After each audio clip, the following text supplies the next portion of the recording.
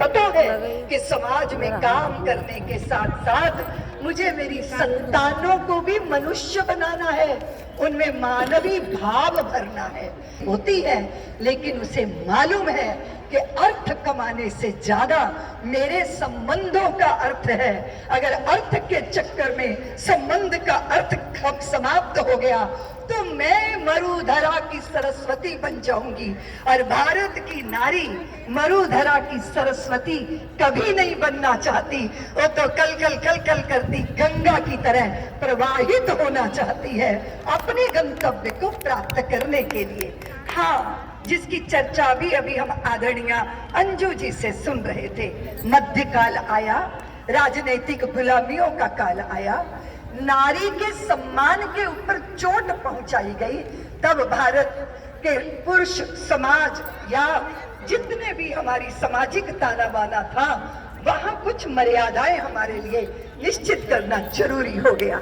नहीं तो हमारे यहाँ बाल विवाह की कोई व्यवस्था नहीं थी। लेकिन जब पापी आतताई और दुराचारियों के द्वारा पुत्रियों का अपहरण होना प्रारंभ हुआ तो बाल विवाह का ये उस समय के संकट का समाधान हमारे सामने आया। और बहुत सारी ऐसी बातें जो कोख में बेटियां मारी गईं, उसका एक लंबा काल चला। आपने मुझे अभी सुना, मेरा परिचय देते समय लोगों ने कहा रितंभरा आई है, दीदी माँ आई है। मैं दीदी माँ क्यों हो गई?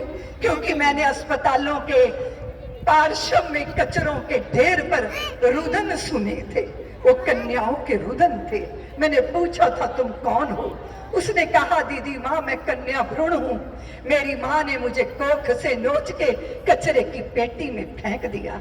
अगर मेरी माँ मुझे जन्म देती तो मैं कल्पना बनकर आसमान में छा जाती, लता बनकर संगीत की दुनिया में अमर हो जाती।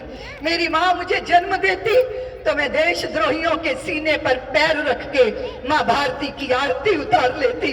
लेकिन मेरी माँ ने मुझे जन्म लेने का अधिकार नहीं दिया और मुझे कोख से नोच के कचरे की पेटी में फेंक दिया।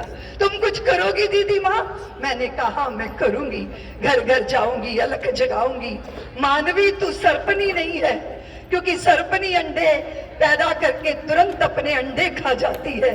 तू तो मानवी है, तू तो जीवन देने वाली प्राणदाता, तू तो जीवन देने वाली, जीवन का मर्म बताने वाली, तू जीवन का माधुर्य है, तू गूंगे का खाया गुड़ है जिसे अनुभव तो किया जा सकता है पर वाणी से व्यक्त नहीं किया जा सकता।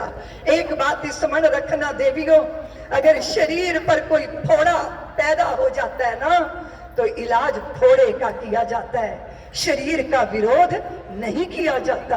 हमारे समाज जीवन में अगर कोई कुरीति, अगर कोई दुष्वृत्ति आई, वो समाज के शरीर पे थोड़े फिंसी के अतिरिक्त और ज्यादा अस्तित्व नहीं रखता। इसलिए भारतीय नारी समाज के अपने अस्तित्व को स्पष्टता से समझने की बहुत जरूरत है, क्योंकि हमारे को लगातार बताया गया स्त्री गुलाम रही, स्त्री गुलाम रही।